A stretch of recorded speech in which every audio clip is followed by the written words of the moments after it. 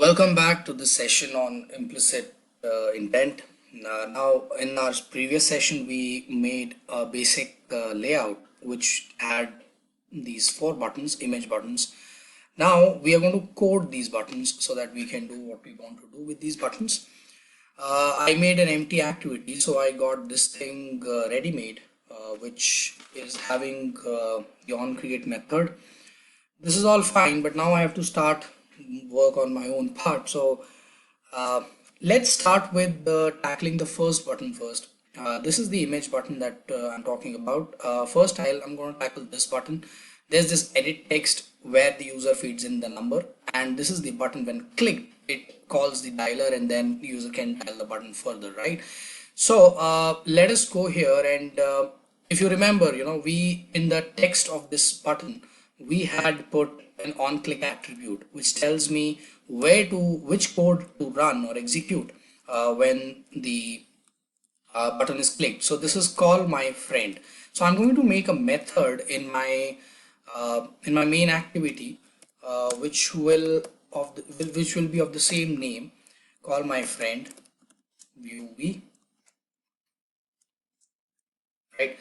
I'll have to import the view library so that I can work further. First things first, I will first have to fetch the edit text the from which I get the number of that number has to be called. So I type edit text.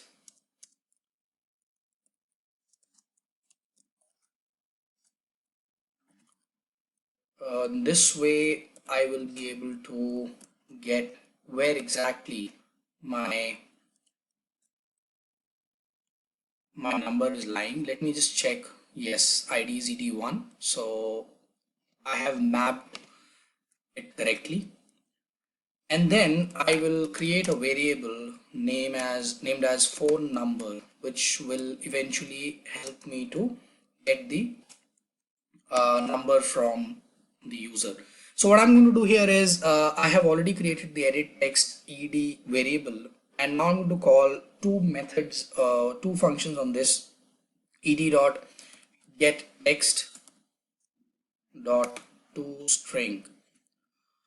After this, I will run an if command, and I'll try to figure out if v is not equal to null, which basically means that this will basically ensure that this button was actually clicked, and only then I'm going to execute it. And here comes your favorite intent, implicit intent. So basically, what is implicit intent? Implicit intent is very similar to explicit intent.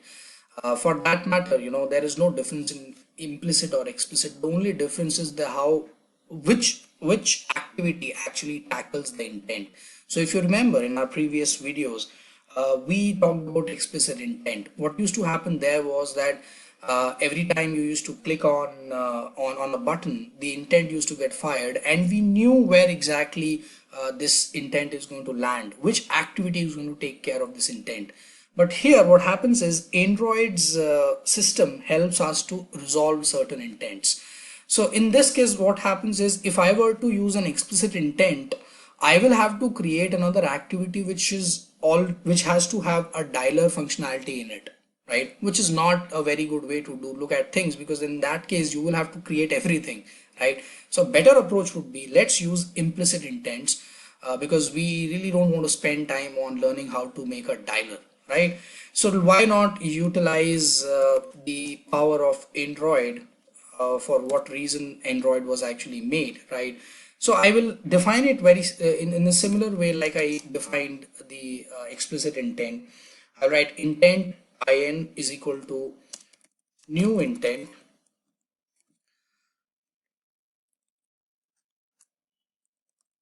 and then here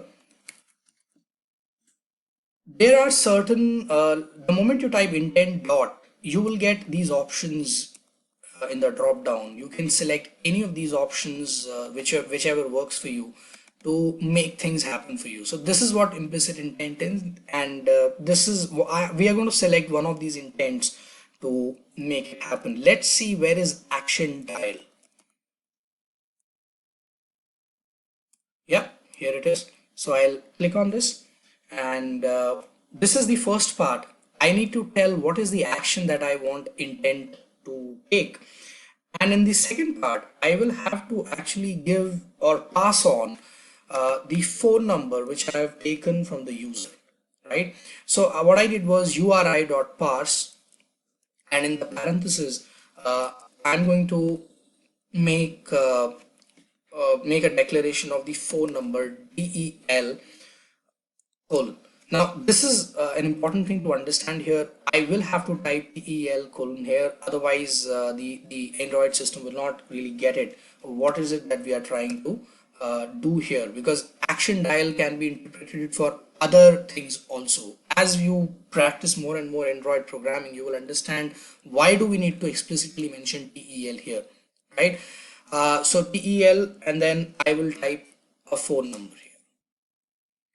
Now, as I type my phone number, now I need to start the intent, fire the intent and start the activity.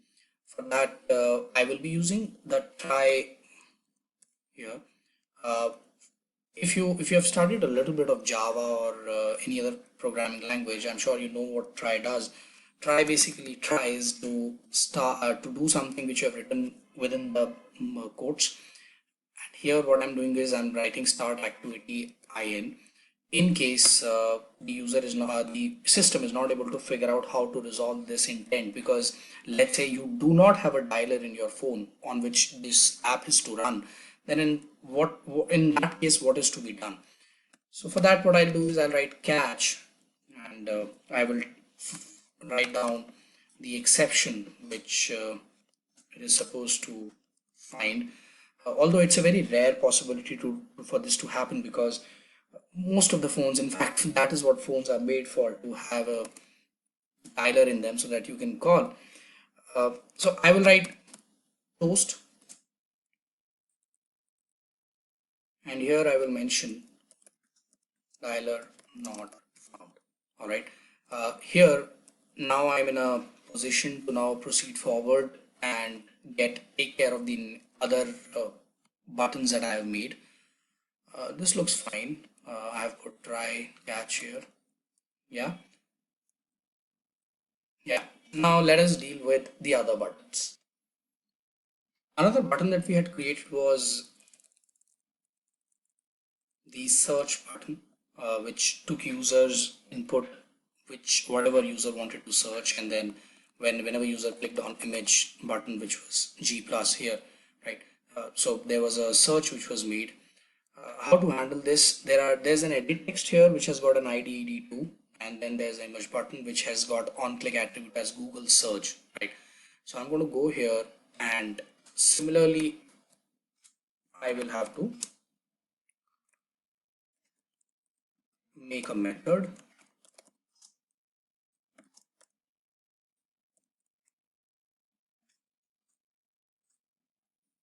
Here also I will make an edit text.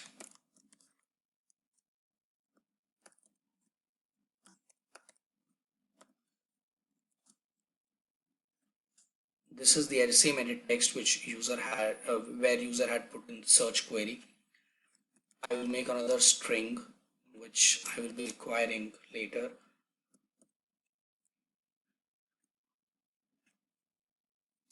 Same thing, get text to string, because I am going to use a string here, string q, and then here I start defining my intent. Intent in1 is equal to new intent.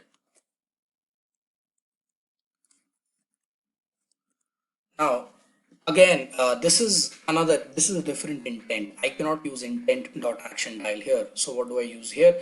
I will have to use intent dot action underscore web search.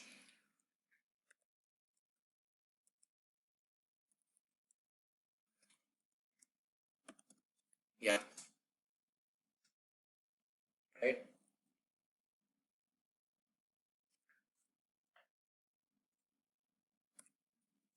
So I have defined the intent here. Now, this is just calling the intent. I will also have to pass on the query which exactly the user has put in. So I will write in1 dot put extra, and here I write search manager. I will be requiring a search manager here. Yeah, dot query,